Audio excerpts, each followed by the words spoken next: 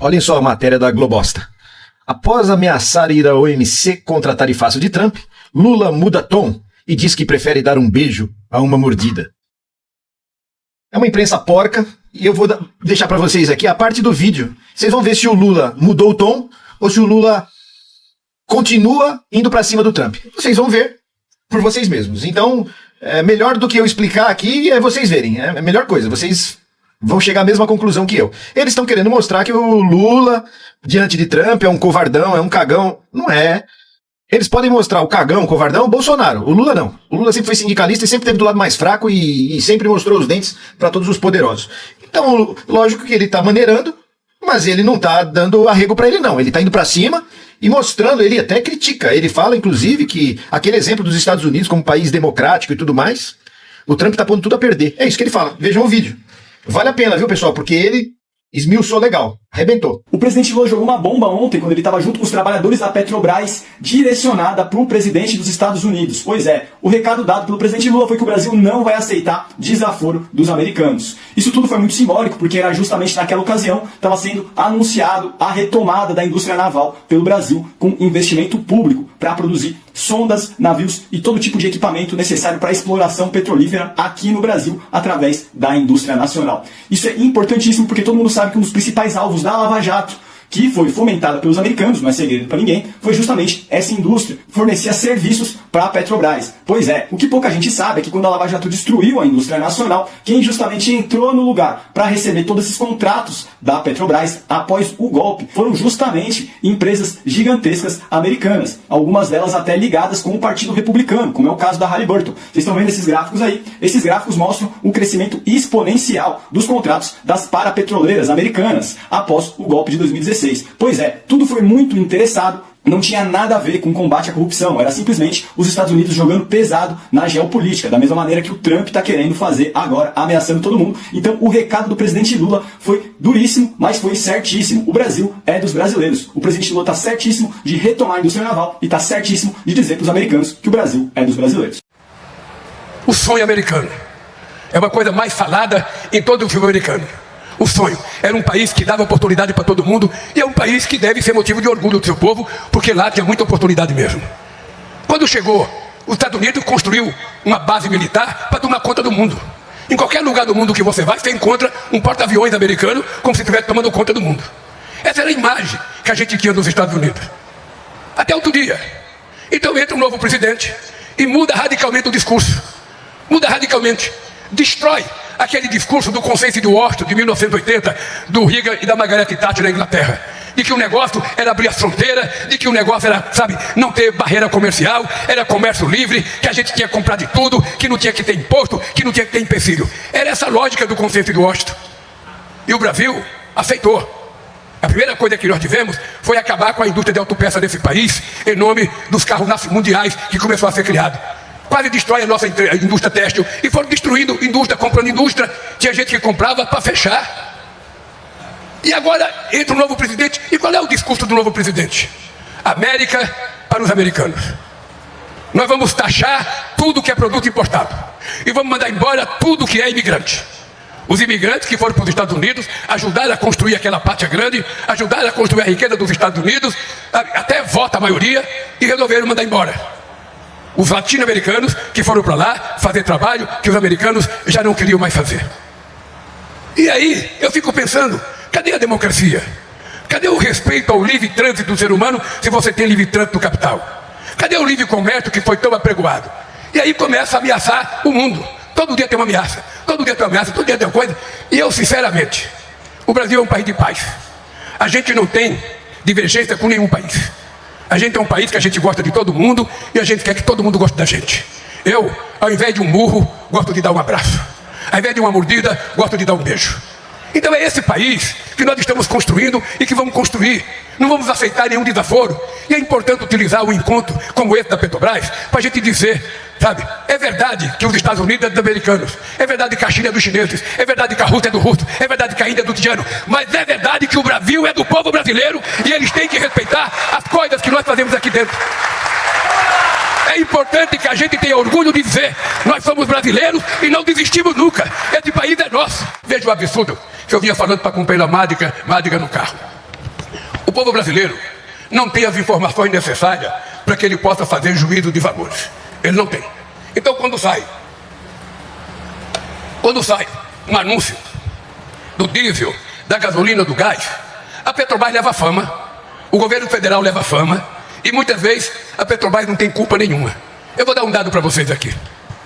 O povo não sabe que a gasolina sai da Petrobras a R$ 3,04 e que na bomba ela é vendida a R$ 6,49. Ou seja, ela é vendida pelo dobro do que ela sai da Petrobras. Mas quando sai o aumento, o povo pensa que é a Petrobras que aumentou. E nem sempre é a Petrobras, porque cada estado e cada posto tem liberdade de aumentar a hora que quer. E os impostos pagos são ICMS para os estados, como o último aumento que teve agora. E o óleo diesel sai da Petrobras a R$ 3,77.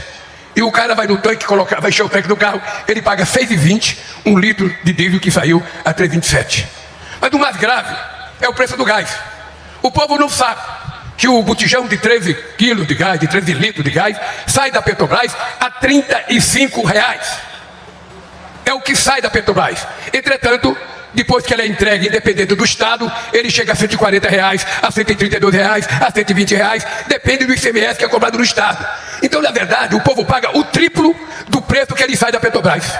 E eu estava dizendo para a máquina que é importante informar a população disso, para o povo saber quem xingar na hora que aumenta, para o povo saber quem é o filho da mãe disso. Eu lembro que quando, no outro mandato meu, a gente comprou uma empresa para fazer a distribuição, que era a Liquigás. Não sei se você está lembrado. A gente comprou na perspectiva de que ela pudesse entregar gás mais barato. Mas como tem um ditado que diz que a nossa cabeça pensa onde os nossos pés pisam, a Liquigás só licenciou a outra e vendia pelo mesmo preço. Então eu acho que a Petrobras tem que tomar uma atitude. Sobretudo o óleo diesel, você já falou comigo uma vez, a gente precisa vender para os grandes consumidores direto, se puder comprar direto, para que a gente possa baratear o preço desse preço do diesel, se a gente puder vender direto a gasolina, se a gente puder vender direto o gás, porque o povo é no fundo assaltado pelo intermediário, ele é assaltado e a fama fica nas costas do governo.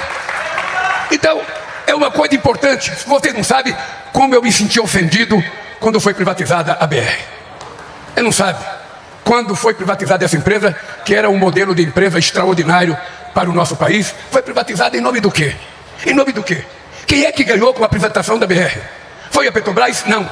Foi o povo brasileiro? Não. Foi o consumidor brasileiro? Não. Quem é que ganhou?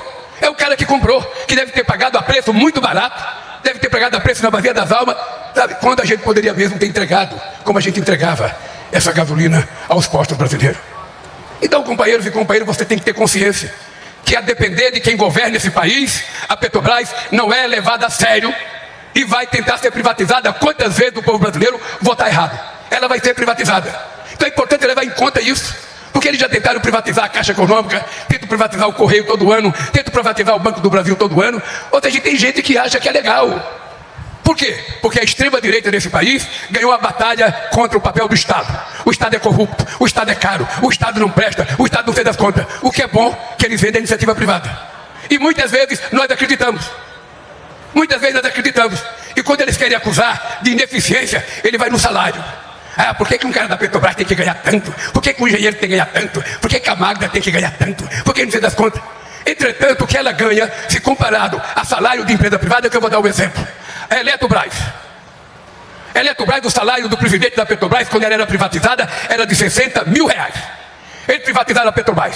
O salário foi para R$360 mil, mas não sei quantos milhões de bônus. É essa a economia que eles fazem. Essa é a economia. Eu lembro que o Zé Sérgio Gabrielli era presidente da Petrobras. Ele viajava de avião de carreira. Eu ia para o Japão, ia para a China. Ele nunca foi comigo, ele ia de avião de carreira. E se ele levasse a mulher, ele ia de executiva e a mulher ia na econômica. A Vale também era assim. Quando a Vale foi privatizada, compraram logo um Gulfstream 500. Logo um avião que tinha 17 horas de autonomia, ia do Rio de Janeiro a Moscou. E o presidente da Petrobras andando de avião de carreira, esperando 4 ou 5 horas no aeroporto. E era a Petrobras que era acusada de malversação de dinheiro, de mau uso do dinheiro. Então é preciso que a gente levante a cabeça, para a gente não se deixar enganar cada vez que eles começam a falar mal da ineficiência da Petrobras. Não tem empresa no mundo mais eficiente que a Petrobras. Não existe. Isso graças a vocês. E quando eu venho aqui mais uma vez, numa atividade de construção da indústria naval, Magda, eu quero te contar uma história. A primeira vez que eu fiz essa briga foi em 2001. Eu era candidato a presidente. E eu achava que a Petrobras devia financiar os navios que ela usa. E o ex-presidente da Petrobras dizia que eu era ignorante, que eu não entendia porra nenhuma de navio, que eu não entendia nada de Petrobras, que a gente não tinha tecnologia, que a gente não tinha engenharia. Eu vim a Angra, vim conversar com o engenheiro da indústria naval, vim conversar com o engenheiro da Petrobras e me convenceram que a gente tinha condições de fazer. Eu falei, nós vamos fazer. Esse país vai provar que a gente não tem complexo de vira-lata, que a gente pode competir com qualquer engenharia do mundo, com qualquer país do mundo. É só a gente acreditar na gente. E uma coisa que vocês sabem porque vocês acompanharam. Eu vim a Angra fazer uma visita, Marinho. O que mais tinha aqui em Angra, na beira da praia, era ex-metalúrgico, carregando isopor de cerveja na cabeça, porque não tinha mais emprego no estaleiro. E eu resolvi que a gente ia recuperar. E no final do meu mandato, a gente tinha no Brasil 82 mil trabalhadores e trabalhadoras na indústria naval brasileira, com o estaleiro funcionando no Rio, em Pernambuco, na Bahia, no Rio Grande do Sul e no Espírito Santo. A Petrobras é uma empresa que nasceu natimorta. Os que hoje fazem oposição à Petrobras, à existência da Petrobras, aos investimentos da Petrobras, não queriam que a Petrobras nascesse. Esse é um dado histórico. Não queriam porque no Brasil tem muita gente com complexo de vira-lata que achava que o Brasil não tinha condições e não precisava ficar atrás de petróleo. Era melhor importar, e se pudesse importar dos Estados Unidos. Era essa lógica perversa daqueles que não acreditavam. E tinha até gente boa e importante que eram contra criar a Petrobras. Mas a Petrobras nasceu por persistência de um presidente da República que tinha o orgulho de ser um dos poucos presidentes que tinha um compromisso de nacionalista e de um companheiro que pensava nesse país como um todo. E a Petrobras nasceu, foi crescendo, a trancos e barrancos, ela foi crescendo, mas sempre havia alguém que dizia que não era preciso a Petrobras. Sempre havia alguém que tentava criar uma imagem negativa da Petrobras na perspectiva de destruí-la. Todo ao longo desses anos que ela foi criada. Vocês sabem que se tentou mudar inclusive o nome da Petrobras. E vocês sabem que depois de muita gente perceber que o povo brasileiro tinha um carinho muito grande pela Petrobras, eles tomaram uma decisão de começar a fatiar a Petrobras para ir privatizando um pedaço da Petrobras. Nós vamos privatizando os pedacinhos. Quando os nacionalistas acordarem, a Petrobras já está totalmente privatizada. E é bobagem fazer investimento. O bom da Petrobras é pagar ativos para os acionistas. Investimento não precisa, porque custa muito caro. A Petrobras compra mais barato de Singapura, a Petrobras compra mais barato da China, a Petrobras compra mais barato da Coreia. Por que fazer investimento? Por que querer fazer navios? Por que querer fazer sonda? Por que querer fazer plataforma se está tudo feito em outros países e fica mais barato a gente comprar? Era essa a lógica predominante no país até outro dia. Mesmo quando eu estava na presidência até 2010, essa lógica prevalecia e muitas discussões que eu fazia com a direção da Petrobras. Tinha gente que defendia, presidente, é bobagem fazer sonda aqui, é bobagem fazer plataforma aqui, a gente pode comprar na Coreia, custa 100 milhões de dólares a menos. E eu sempre perguntava, mas custa para a Petrobras 100 milhões de dólares a menos, a Petrobras vai lucrar, mas quanto custa para o país? Quanto custa para o aprendizado tecnológico nosso? Quanto custa para a geração de emprego? Quanto custa para pagamento de salário? Quanto isso volta para o próprio povo brasileiro? Porque se as pessoas não pensarem no Brasil, só pensarem na empresa, no rendimento da empresa, obviamente que fica mais barato comprar qualquer coisa fora. Mas nós temos que pensar nesse país. Não é o Brasil que é da Petrobras, é a Petrobras que é do Brasil. E, portanto, ela precisa ter uma vocação de ajudar a desenvolver esse país. Mais recentemente, depois de muita dificuldade de tentar privatizar a Petrobras, eles resolveram dizer que todo mundo que defendia a Petrobras eram ladrões. E resolveram transformar a Lava Jato numa espécie de caça-níquel contra os trabalhadores da Petrobras e contra todos que nesse país defendem a Petrobras. Porque não é assim que você combate corrupção. Eu já falei da outra vez, se você descobre que tem uma empresa que praticou corrupção numa empresa, você prende o dono da empresa, mas você não precisa prejudicar os trabalhadores. Eles podem continuar trabalhando, você pode fazer uma nova licitação sem criar nenhum problema. Mas do que estava em jogo na questão da Lava Jato? Eu acho que hoje todos vocês já têm consciência que o que estava em jogo naquele momento era a destruição da indústria de engenharia desse país e a tentativa de destruir a Petrobras, criando uma imagem negativa da Petrobras no mundo. E eu digo sempre, muitos de vocês foram ofendidos por entrar no restaurante com essa camisa amarela. Muitos de vocês foram chamados de ladrões porque estavam com essa camisa amarela. E muitas vezes por gente dentro da própria Petrobras. E vocês sabem do que eu estou falando. E aí é só fácil colocar um diretor que fala, não, a Petrobras teve um prejuízo, vamos vender a Petrobras. Ela teve um prejuízo muito grande, ela não precisa fazer investimento, vamos vender a Petrobras. Ah, vamos começar vendendo a BR. Para que ficar distribuindo gás? Para que ficar distribuindo gasolina e óleo diesel?